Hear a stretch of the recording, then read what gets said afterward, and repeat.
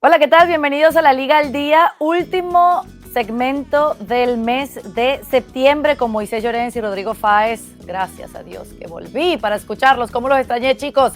Les quiero presentar el menú del día, porque el Real Madrid se reencontró con la victoria, para la calma de algunos. El Barcelona imputado. ¿Y qué me dicen de los errores de Xavi Hernández? Por supuesto tenemos insiders, información de primera mano y un tiempo extra con algo que están tramando por ahí los Beckham y los Zidane. ¡Arrancamos! Y sí, hay que arrancar con esta victoria del Real Madrid en el Bernabéu, este 2-0, con gol de Brahim Díaz y también de Joselu. ¿Quién dijo que no hay gol en la Casa Blanca? Rodri. ¿Qué tal, Caro? Bienvenida de vuelta. Estaba el Real Madrid esperándote a ti para volver a la senda de la victoria, ¿no? Y así fue en este pasado día en el que el Real Madrid, para mí, no tuvo excesivos problemas para ganar a Las Palmas. Creo que fue un partido bastante apañado del equipo de Carlo Ancelotti, con cositas distintas, con reivindicaciones personales como lo de Joselu, que ayer estaba cegado de cara al gol. Era imposible, junto con Álvaro Vallés, intentar marcarle al gol, al portero, mejor dicho, de Las Palmas, que hizo un partido excelso en el día de ayer y que al final pues consiguió con ese cabezazo abrir un poco ese camino individual para cerrar el 2-0 que había iniciado en la primera parte Brahim justo en el tiempo de descuento, ¿no? Yo creo que ayer nos quedamos con que las rotaciones funcionaron, con que poco a poco volvió Vinicius Junior, con que Joselu le cuesta y no es un hombre que vaya a marcar muchísimos goles, o sea, va a marcar goles, pero me refiero que no van a ser 40, 50 goles como estábamos acostumbrados en la época de Cristiano Ronaldo, pero que de momento es lo que tiene el Real Madrid y lo que tiene que hacer es, digamos, intentar tirar hacia adelante en este año de transición, que debe de llevar al Real Madrid 40 años de transición desde que se fue Cristiano Ronaldo, y sobre todo no conceder atrás, ¿no? Que son noticias muy malas las de el propio Rüdiger, lo de Álava, que llegan con ese problema muscular ambos, uno con un golpe, el alemán, David Álava el austríaco con algo más serio. Veremos a ver cuántas semanas o cuántos partidos se va a perder, pero lo que está claro es que el partido del fin de semana vuelve a ser otra vez el del Real Madrid, porque juegan contra el Girona y dependiendo qué pase con el líder de la categoría, en Montilivi, veremos. Te estaba cerrando mucho en mencionar quién es el líder del fútbol español, pero vamos a esperar por ahí porque quiero terminar de analizar lo que pasó en el Bernabéu. De 7 jornadas ligueras, en 3 ocasiones la portería se ha quedado en 0 y coincide con ese candado en el medio campo cuando está Tchouaméni, Camavinga y Valverde. ¿Esa sería la solución para que no conceda el Madrid? ¿Cómo lo viste en ese sentido? Yo me alegro de verte de nuevo. Me hubiese gustado más verte la semana pasada cuando el Madrid perdió contra el Atlético de Madrid. No sé qué haces, que siempre que pierde el Madrid te escondes. Luego dices que es parcial, pero siempre, siempre te acabas escondiendo. Pero ¿Cómo le fue en Champions al Madrid? Al Madrid le fue de rebote, como siempre, con gol de Bellingham ahí medio llorando. Pero bueno, ganó 1-0, ya está. Dejémoslo ahí. El problema, no el problema, la cuestión es a quién dejó a cero el Madrid. No el Cuadrado, sino a qué equipos. Es decir, a Las Palmas lo dejó a 0, al Hertha de Berlín lo deja a 0, al Hertha de Berlín, perdona. Al Unión Berlín lo deja a 0 y no sé cuál era el otro que lo deja a 0, pero bueno. ¿Athletic Club? Al Athletic Club lo deja a 0, sí señora. Sí, pero al Athletic Club no interesa. No interesa, no me acordaba. Es decir, no es eso, no es eso. Es decir, y al final yo creo que el Madrid ayer ganó 2-0. Y al Celta. Ante un equipo muy modesto, un equipo que va a sufrir mucho por mantener la categoría, un equipo que venía con su plan B, puesto que el partido importante para la Unión Deportiva Las Palmas es el del próximo fin de semana ante ante el Celta, en el Estadio Insular. Pues bueno, el Madrid se aprovechó de la inconsistencia defensiva de la Unión Deportiva Las Palmas en el tramo final de la primera parte, en la última jugada de la primera parte, y yo no creo que sea por ese cuadrado físico que ponga Ancelotti. Yo creo que es por la debilidad del rival y por la poca consistencia del rival arriba para poder marcar el Madrid. Creo que el Madrid sigue teniendo mucho déficit en muchas historias y en muchos momentos de los partidos. Me da la sensación de que Ancelotti no tiene controlado para nada, sí el carácter del jugador, pero no lo que quiere de sus futbolistas en este curso. Va cambiando muchas cosas y no da con la tecla. Pero bueno, el Madrid suma y sigue, segundo en la clasificación a un punto del Girona, y el sábado hay un partido más que interesante en un equipo que está en plena forma, que el año pasado ya le pintó la cara al Madrid en Montilivi, y un Madrid que bueno, que a ver cómo le sale el partido, a ver cómo entra Vinicius de titular y qué aire diferente le da el equipo de Ancelotti. Sí, va a ser espectacular ese partido. Gracias por recordarme que son entonces 4 partidos que ha quedado en 0 la portería, porque hay que sumar ese de Unión Berlín en Champions. Fue contra el Athletic Club, contra el Celta y ahora contra Las Palmas. Estas son las posiciones. Y sí, el líder del fútbol español, el Girona, por primera vez en la historia. Rodri, ¿cuántos años de historia tiene el Girona para que ahora podamos entender el contexto de lo que significa para este equipo, por lo menos por una jornada entera, ser líderes absolutos a un punto de ventaja del Real Madrid? Partidazo que se va a vivir este sábado, ¿no? Sí, que veremos en las pantallas de ESPN. Yo creo que el Girona hay un antes y un después de lo que ha sido, ¿no? En la reciente adquisición por parte del Citigroup, que es el dueño del Manchester City, que tiene sus tentáculos, sus clubes en otros países y en otros continentes, y yo creo que eso ha mejorado de forma sustancial lo que es primero la estructura de un club como el Gironins, que al final es un equipo pequeño, es un equipo que no tiene una masa social fuerte, no tiene una fidelización a lo largo de las últimas décadas importante, porque al final hay gente que es muy del Girona, pero lo normal es ser del Girona y del Barça, ¿no? En esa parte de Cataluña. Entonces, bueno, se está arraigando poco a poco ese sentimiento. Es un proyecto que a nivel deportivo a mí me gusta porque más allá de ser un pequeño puente para jugadores que son de propiedad del Manchester City, también es un banco de pruebas importante en el cual Mitchell, su entrenador, está destapándose como un grandísimo entrenador. En ese caso yo creo que no hay más que aplaudir, y sobre todo hay un gesto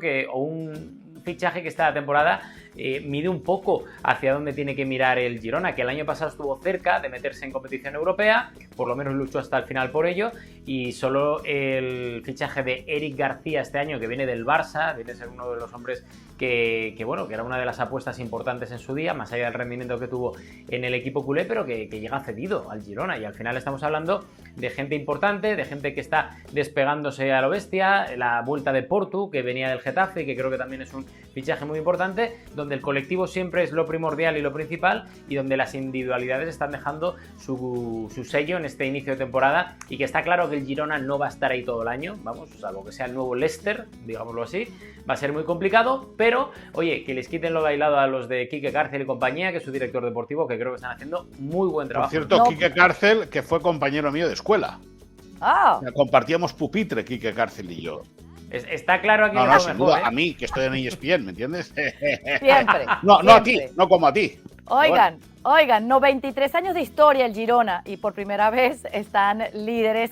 Yo me muero por ver en ese partido del Girona contra el Real Madrid el duelo Savinho-Vinicius. A ver si Vinicius tiene una actitud más correcta que el de la pasada temporada, cuando mereció ser expulsado 8 veces de ese partido. No empiezo, te digo lo que hay. Claro, ten en cuenta una cosa, que hay cosas de Vinicius que nosotros ni nos acordamos, pero que Moisés las tiene aquí grabadas, ¿eh? Vosotros sois madridistas y os tengo que recordar las cosas. No, nosotros no Istas sois. Pero bueno, el prefijo cambia. ¿Quieres hablar del Barça? Porque ya les invité a que no se pierdan este partido del día sábado. Ahora hay que subir el telón del Fútbol Club Barcelona, que está imputado por el caso Negreira. Explícanos esto, Moisés. Bueno, pues hoy ya tardaba que el altavoz mediático madridista explicase un nuevo capítulo del caso Negreira, algo que no ha agarrado por sorpresa en el Barça. El juez lo imputa de delito de cohecho, que vendría a ser un delito más grave que lo que se llama la propia corrupción. Es decir, déjame, porque tengo que mirarlo, porque a mí estos temas se me escapan y no quiero engañar a nadie, me gustaría explicarlo bien. Este es un tipo penal que no exige demostrar la adulteración de partidos concretos, que contempla condenas más graves que la corrupción y que se tendría que resolver con un tribunal popular. Eso es un dato significativo, es decir, no sería un juez el que dictaría sentencias, sino que sería un tribunal popular el que vendría a decir si la cosa sigue adelante, si son culpables o inocentes. En el Barça, Caro, no ha generado sorpresa el que se filtrase esta noticia. Los abogados penalistas del Barça, ya hace tiempo que están trabajando con esta teoría.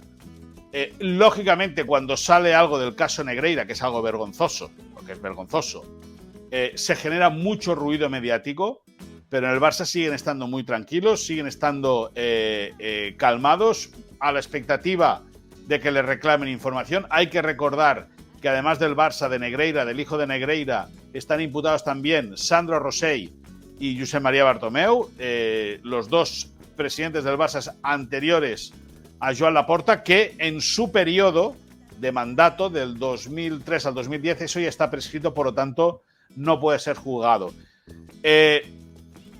A ver, la noticia impacta, lógicamente, y para los haters que hablan sin tener ningún tipo de conocimiento y que se les llena la boca con el caso Negreira sin saber de lo que están hablando, pues evidentemente es carnaza.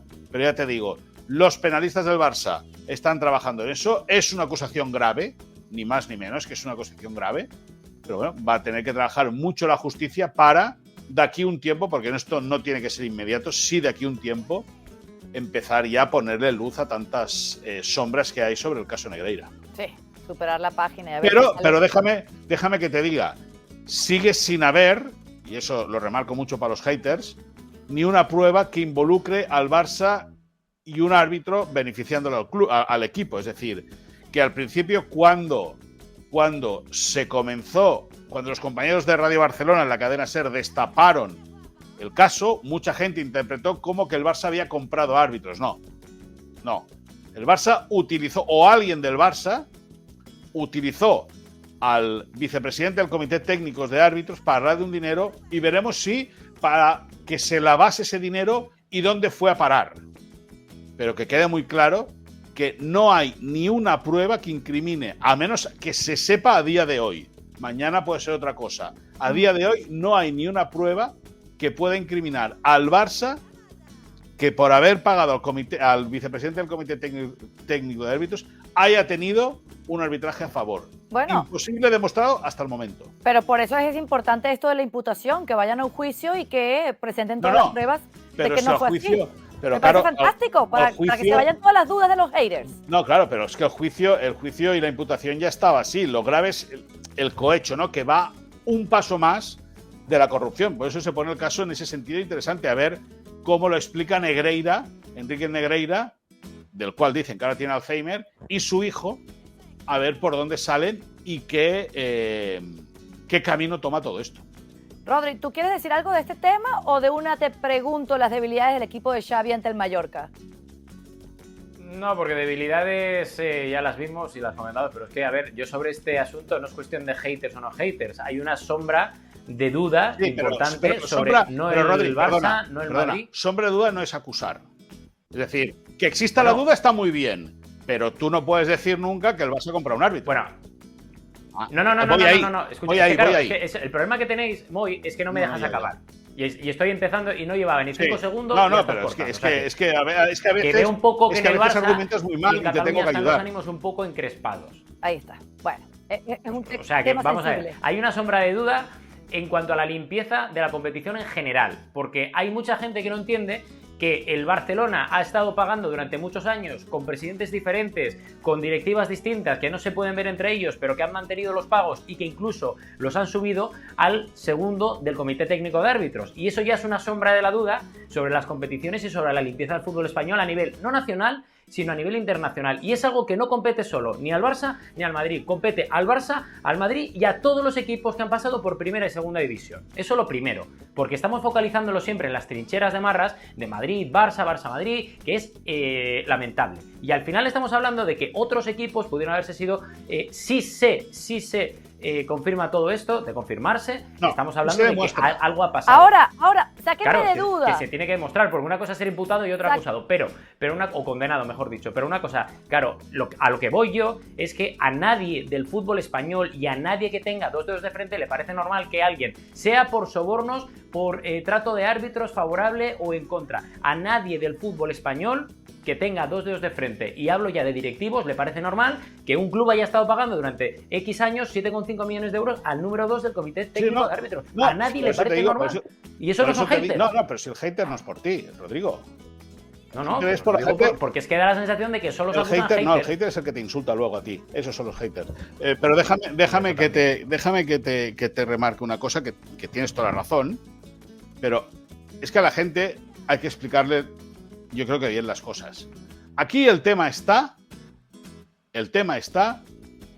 en que es verdad que se ha robado dinero del Barça.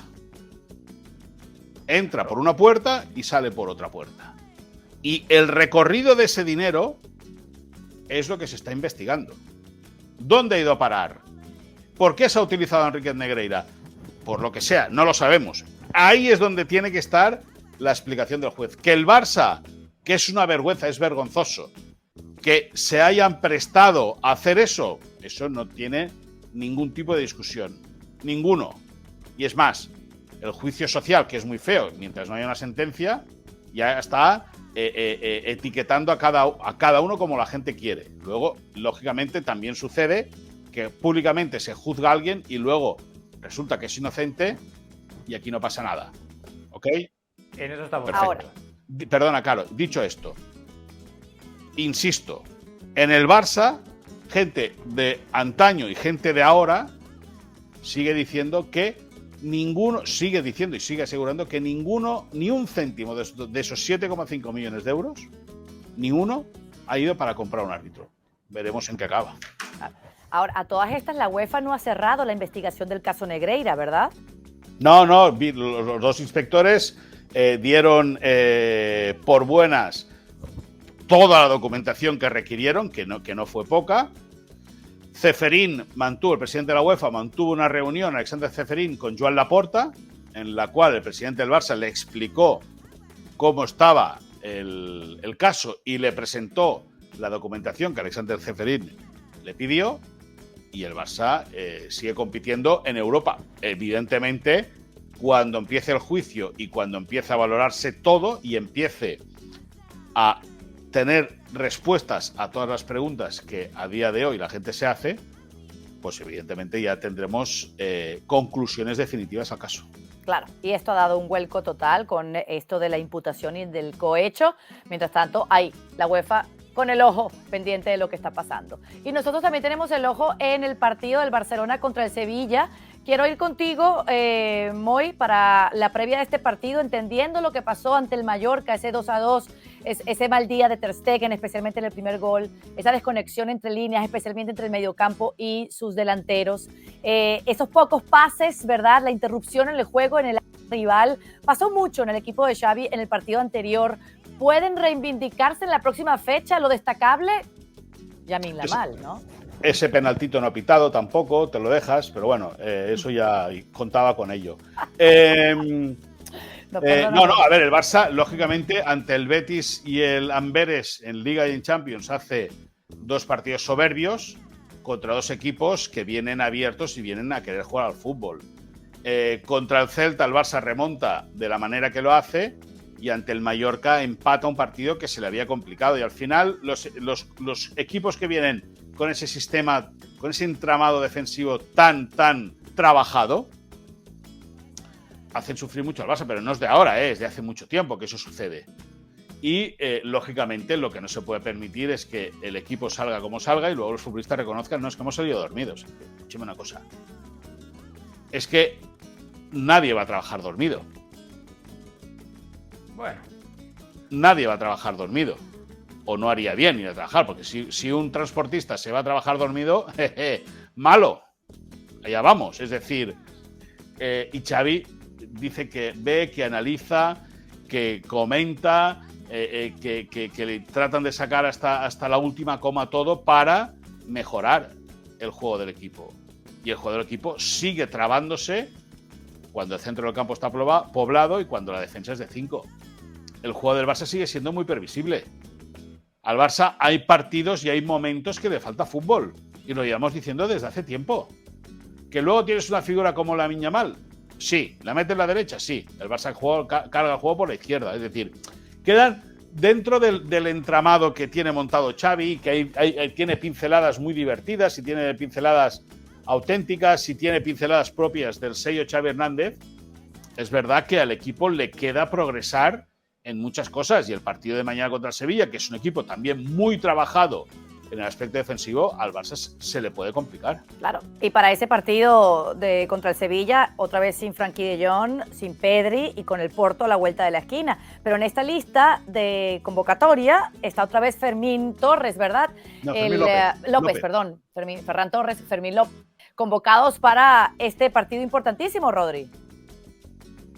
Sí, a mí, yo estoy enamorado de Fermín, y lo digo abiertamente porque me da la sensación de que es el típico jugador que se ha tenido que trabajar, el volver.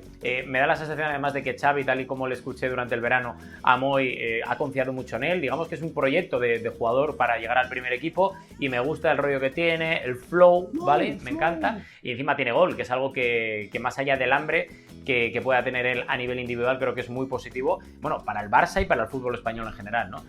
Luego sí que es cierto que estoy de acuerdo en que al Barça le falta fútbol. Yo he pedido aquí en esta tribuna muchas veces que el Barça tiene que jugar mejor, porque no le vale con ganar, no le vale con lo que ocurrió el año pasado, porque si no, no sería el Barça, sería otro equipo diferente. Pero también creo que está en ese camino, y al final con tantos cambios que ha habido y con las bajas que tiene de vez en cuando, hace que haya cierta intermitencia, y sobre todo para mí hay un nombre encima de la mesa que para mí es la clave cohesionadora de lo que ocurre en el Barça, ¿no? Y para mí es Frenkie de Jong. Y para mí este mes pienso que es un mes importante en el que Frenkie va a estar fuera de los terrenos de juego. Vamos a ver cómo reacciona el Barça. El otro día ya lo vimos muy de aquella manera, con alguna carencia, pero a mí me parece esa clave que enlaza muy bien la defensa, ayuda, se incorpora al ataque, está cada vez teniendo más importancia y más presencia en jugadas clave, y es un reto para Xavi Hernández, con una plantilla muy completa para mí, mucho más que el año pasado con la llegada de Cancelo y Joao Félix, pero creo que justamente en el centro del campo, que es donde suele marcar la diferencia el Barça, vamos a ver si echa uno de menos a Frenkie de Jong, que yo estoy seguro, pero vamos a ver si lo palían de alguna forma con Oriol Romeu o con quien sea, pero creo que va a ser una Bueno, para esta convocatoria, este partido que les presentamos, no se pierdan por la pantalla de ESPN Deportes en los Estados Unidos y por nuestra app en ESPN Plus. Convocados los Joao, los Gavi, los Íñigo Martínez, Lewandowski, Ferran, Rafinha, Romeu, Gundogan, Koundé. Bueno, ahí está la lista de 32 jugadores de Xavi a la disposición de todos ustedes de cara a este partido que se verá por nuestra pantalla. Vámonos con los Insiders. ¿Quién iba a decir, Rodrigo, que hay preocupación con el 4-4-2 de Ancelotti en el vestuario blanco? Explícanos. Sí, a ver, ya es una cosa que viene desde la gira de Estados Unidos, ¿no? Cuando empieza Carlo Ancelotti a decir que van a cambiar, sobre todo con una frase clave que es que el equipo se tiene que adaptar a la calidad de Jude Bellingham, que lo dijo antes del partido, creo que fue en Dallas, antes del Clásico, para que la gente se pusiera un poco las pilas, ¿no? El 4-4-2 no acaba de convencer al vestuario del Real Madrid.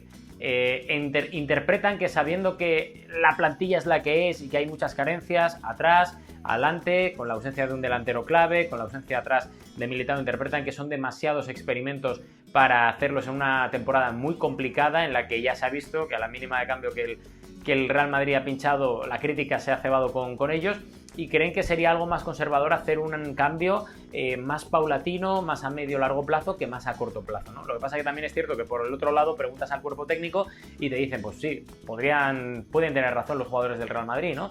Pero es que no tengo delanteros para un 4-3-3, porque no puedes depender 100% de Joselu y tienes que darle brillo al único gran fichaje que ha llegado este año, que es Jude Bellingham. Y de esa forma, con el 4-4-2, con el rombo y con Jude Bellingham en punta, le das mucha más presencia a nivel de ataque, ayuda mejor y más a los Vinicius y Rodrigo, que son los teóricos titulares, y sobre todo Vinicius puede llegar más al área para intentar marcar más goles. Entonces, claro, es una especie de debate futbolístico y sano, ¿vale? Que esto nadie lo malinterprete como que es una especie de vendetta o de polémica dentro del vestuario. No, es algo muy sano, es un intercambio de pareceres entre unos y otros y ya está. Entonces, Ancelotti ha sido muy práctico también, ha ido cambiando de vez en cuando en ciertas fases de partidos a 4-3-3 en fase ofensiva, manteniéndose 4-4-2 en fase defensiva, y veremos a ver cómo acaba y si se adapta finalmente, y sobre todo, más que adaptar, si le convence a este hombre que tenemos en pantalla. El señor Ancelotti, que se va después de esta temporada a dirigir la selección brasileña de fútbol. Señor Moisés, ¿cómo está la relación Lewandowski-Lamine Yamal? Pues estaba preocupado Lewandowski por Lamine Yamal. O sea, Lamine es un niño de 16 años que tiene una magnífica relación, lógicamente, con todos sus compañeros. Y los más veteranos temen por la salud física, sobre todo, del futbolista hispano-marroquí. Porque es un niño que está en fase de crecimiento, porque es un niño que evidentemente aún no ha consolidado su cuerpo, es decir, está creciendo constantemente, se está fortaleciendo. Y Robert Lewandowski entiende que el fútbol de día de hoy es muy exigente, que los laterales, te pongo un ejemplo, Damián Suárez, el uruguayo, iba a decir barra otra cosa, pero no digo nada, del Getafe, pues gente muy dura, y el fútbol español tiene, en sus defensas, tiene futbolistas realmente contundentes. Y a Robert Lewandowski, que admira el desborde, la clase y la calidad de Lamine Yamal, le preocupa, evidentemente, el que Lamine Yamal pueda ser entrado violentamente por algún rival. Por eso lo protege mucho, por eso le intenta dar muchos consejos, intenta hablar mucho con él, y lógicamente Lewandowski detecta que el futbolista del cual él es el doble, ya no doble mayor, es más mayor que el doble de la edad de Robert Lewandowski. Lewandowski tiene 35, el niño tiene 16. Esos 19 años de diferencia hacen que Lewandowski trate de, entre comillas, apadrinar a Lamine Yamal con consejos, con el fin de que trate, lógicamente, de evitar golpes y trate de ser lesionado por algún rival. Ah, qué interesante. Fijaos una cosa, Caro, y perdona que te corte. Cuando Lamine Yamal nació, Lewandowski recibió la negativa a jugar en el Sporting de Gijón porque su representante le ofreció... Kucharski, era Kucharski, ¿eh? Kucharski, César y Kucharski. Espectacular. Bueno, una especie de mentor en el campo. ¿Qué más quiere Lamine Yamal para seguir este gran camino a su corta edad? Rodri, ¿hay protestas por la planificación deportiva del Real Madrid? Sí. Sí que hay malestar en ciertos sectores del club, incluso que no acaban de entender por qué el Real Madrid, sabiendo que no ibas a tener a Courtois, sabiendo que no ibas a tener a Eder Militao, sabiendo que no llegó Mbappé ni ningún otro delantero para cuadrar esos goles que habías perdido con Benzema, nadie entiende por qué en esas dos líneas el Real Madrid no se ha reforzado, ni un plan B arriba, ni nadie para suplir a Militao. ¿Y qué pasa? Que al final se traduce todo eso en que de cara al partido contra el líder, Girona, este fin de semana, pues tienes entre algodones a Rüdiger, que por un golpe no sabemos si va a llegar o no, y a Álava, que parece una lesión muscular que todavía no sabemos exactamente hasta cuándo le va a dejar en el dique seco. Y eso es un problema que ha suscitado quejas internas en el club, que le piden un esfuerzo no en el mercado de invierno, pero sobre todo de cara al próximo verano para que no se vuelva a repetir. Todo el mundo sabe que además es una época, un año de transición, como decíamos antes, que da la sensación de que esta época de transición o temporada se perpetúa a lo largo de los últimos 4 o 5 años, desde que se fue Cristiano Ronaldo,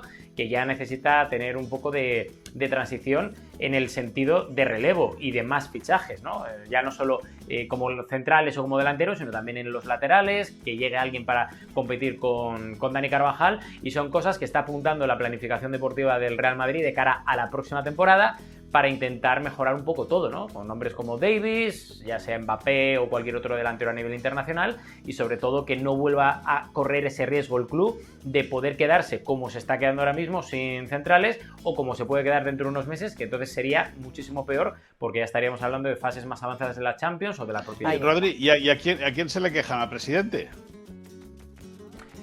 Se quejan, sí, se quejan, sí. El presidente ha recibido quejas, ¿eh? O sea, es director deportivo / presidente. Bueno, llámalo ahí. Bueno, la gente se queja cuando hay bronca. Y me imagino que Ter Stegen también tiene sus quejas. No sé, ¿qué es lo que está pasando con el portero azulgrana? Uno de los señalados en ese 2-2 ante el Mallorca, especialmente en el primer gol por ese pase que le da a Oriol Romeu. No, a Marc-André Ter Stegen no hace falta que lo señalen. Él mismo ya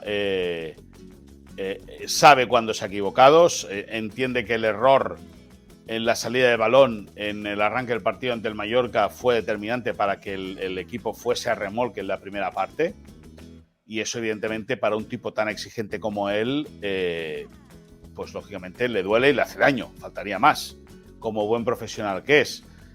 Los que le conocen bien dicen que este tipo de errores no le afectan, al contrario, él los analiza, él comprende que no tiene que arriesgar tanto, lógicamente hay que estar en su posición y en ese momento para decidir, para tomar esa decisión. Lo que está claro es que Ter Stegen tiene bronca consigo mismo porque consideraba que el partido ante el Mallorca, siendo él capitán, era un choque para poder ganar y el equipo consiguió el empate. Le duele, la bronca es no poder haber salido de Palma o no poder haber seguido saliendo de Palma como líderes de primera división, pero bueno, Ter Stegen ha aprendido o ha analizado todo lo que ha hecho mal o todo lo que hizo mal el partido ante el Mallorca, y evidentemente ya ante el Sevilla va a tratar de poner remedio. Luego, deja que te diga, claro, la gente está diciendo, es que el Barça ha recibido tantos goles en 7 jornadas como en 25-26 de la pasada anterior. Ya, es que lo del anterior era lo anormal.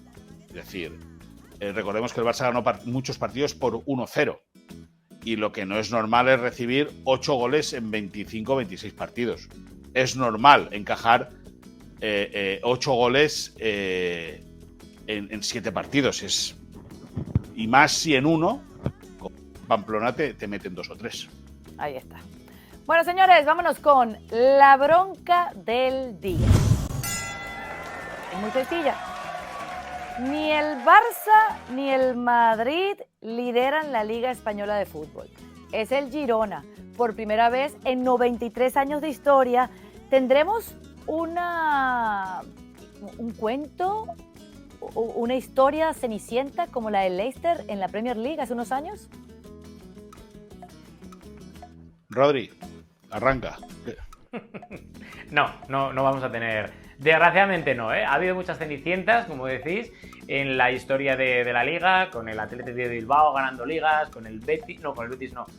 Bueno, que me perdonen los béticos, que ahora no recuerdo, pero sé que estuvo ahí luchando, como por ejemplo estuvo luchando en mi Sporting de Gijón en los 70, la Real Sociedad sí que consiguió alguna liga, de forma muy eventual, pero bueno, es complicado que, bueno, es complicado no, yo lo digo, es imposible que haya una cenicienta esta temporada en la Liga, porque la diferencia presupuestaria que hay entre Barça y Madrid, que han votado los propios clubes, desgraciadamente, pero que aprovechándose un poco de la magnificencia de estos dos grandes en España, pues han hecho que la diferencia entre Barça-Madrid y el resto, ya no hablo Barça-Madrid y Girona, sino Barça-Madrid y el resto, sea insalvable, y eso a nivel de dinero, a nivel de presupuesto, de refuerzos, es algo que imposibilita, desgraciadamente, lo que hemos visto en Inglaterra, que fue... Bueno, el Girona es muy difícil que se ponga a pelear el título de Liga, salvando las distancias y creyendo, por ejemplo, que otros equipos años anteriores, como fue el Valencia o la Real Sociedad, el Valencia sí que llegó a ganarla, recuperándole muchos puntos al Madrid, y la Real Sociedad se quedó a una victoria de poder alzar el trofeo. Lo del Girona es muy difícil que eso suceda. Es cierto que la plantilla está muy, muy bien compensada, y es cierto que tiene un entrenador que sabe lo que quiere de cada uno de sus jugadores, y los futbolistas entienden perfectamente el rol que les pide su técnico. Es difícil, es muy difícil, pero bueno, ahí está el Girona, ¿no? El objetivo sigue siendo la permanencia, tienen la mitad del camino hecho en 7 jornadas, ya con casi 20 puntos, recordemos que la salvación se calcula entre 40 a 42, tienen prácticamente la mitad del trabajo hecho, y lógicamente, una vez acabada la primera vuelta, a ver cómo termina ese tramo inicial de campeonato, soñar es gratis, que es muy difícil, sí, que parece imposible, sin ninguna duda. Pero bueno, si el Barça no gana la Liga, vamos a ver si el Girona es capaz de meter el zarpazo, porque dudo que el Madrid pueda ganar el campeonato. Bueno, yo lo que dudo es que una vez conseguida la permanencia, el Girona pueda estar ahí. Yo creo que van a luchar, porque me gusta y conozco ese vestuario bastante, pero al final van a decir, mira, objetivo cumplido, aquí estamos porque nos manda el City en muchos casos, es un equipo puente para otros equipos más grandes en Europa, porque el City así se lo dice a los jugadores, y creo que eso imposibilita que pueda hacer algo más allá de meterse en Europa, que yo creo que ahí sí que puede llegar hasta el final, pero con el título, yo es que sinceramente lo veo imposible. Bueno, Le sobraron 7 segundos, ¿ah? No se enzarzaron mucho. Si hubiese sido otro equipo, el Atlético de Madrid o algo, seguro que la bronca es más importante. Es que los dos queremos mucho el Girona, ¿me entiendes? Sí, un ¿cómo equipo no querer? catalán. Claro, ¿Cómo no te voy a querer? sí. Rojiblanco, que es importante. Catalán ¿Qué te también, que es parece un importante. tiempo extra? Porque qué belleza, la Bueno, realeza. catalán es medio inglés. La pero bueno. realeza, los Hombre, galácticos. más catalán que el Gijón es. El Anda, Girona. hijo, Ah, ¿me el dejas? Girona, Perdona, perdona. el Sporting, ¿eh? Perdona, Empieza a respetar al perdona, Sporting perdona, de Gijón, perdona, eso es perdona, lo más primero. catalán. Lo segundo, te recuerdo que si el Girona está ahí es por unos ingleses que viven Sí. en Manchester y no precisamente por Bueno, la gente que escúchame vive una cosa. en Girona. ¿Y qué estás diciendo? ¿Que el Gijón, que el Sporting que está en segunda porque hay unos El mexicanos? Sporting. ¿O qué me estás diciendo eso? Hombre, si quieres no, comparamos yo resultados te digo, de o ellos sea, dos. ¿Quieres que los comparemos? ingleses, porque están los ingleses, ¿qué? ¿Comparamos? Porque están los mexicanos en el Sporting, ¿Comparamos? en el Sporting Si están quieres, abajo. comparamos, Bueno, ya, escúchame pero una yo no cosa. estoy alardeando No, yo no por alardeo, otra yo no cosa. alardeo. Es lamentable que simplemente. le sobran segundos en la bronca del día y me vienen a empañar mi tiempo extra. es que es Ustedes malísimo, son como los niños malísimo, malos de la clase, ¿ah? malísimo, Incontrolables, rebeldes. Malísimo. ¿Me dejan? ¿Me Sin dejan? causa, rebelde Bueno, güey. ya saben que el Inter Miami en casa perdió la final de la US Open Cup, allí en la MLS contra el Houston Dynamo, partido donde no jugó Leo Messi, pero partido que reunió a la realeza. Zinedine Zidane y David Beckham, los ¿La realeza de qué? galácticos, otra vez juntos. Y eso. Oye, Carolina, ¿cómo me lo pasé yo en la final de la Copa del Rey Real Madrid-Zaragoza en Barcelona con los Galácticos? ¡Oh! no me ¿Cómo cambies el tema. disfruté? Ahí está ¿Cómo Zidane disfruté? con Jorge A ver, Mas. claro, tiene- Ahí está Zidane con Jorge tiene Mas. aquí cosas que no- Explíqueme no salen. estas juntas. ¿Qué andan tramando?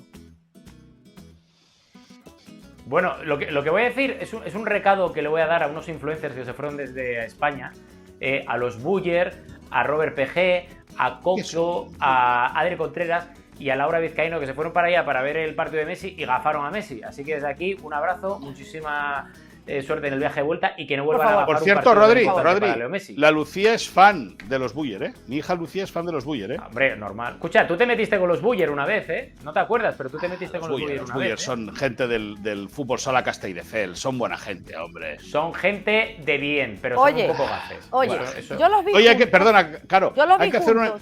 que hacer un encuentro de los Buller con la Lucía, ¿eh? Se los tienes que presentar, ¿eh? Ok, escúchame. Yo los Bien. vi junto a estos dos y dije, ¿será que ya tenemos el reemplazo del Tata para el Inter Miami? Pobre Inter de Miami, desea de algo mejor. Anda. Ah, ok. No sé qué vas a conseguir mejor que Zinedine Zidane, lo que hizo con el Madrid, ¿verdad? Esas 3 Champions, en fin. Hay demasiada tela para cortar, pero qué lindo verlos a los dos. La foto perfecta, ¿no? Con esos pedazos de personajes del fútbol español. Ahora, bueno, uno dueño de un equipo, el otro sigue en tiempo sabático, ¿no?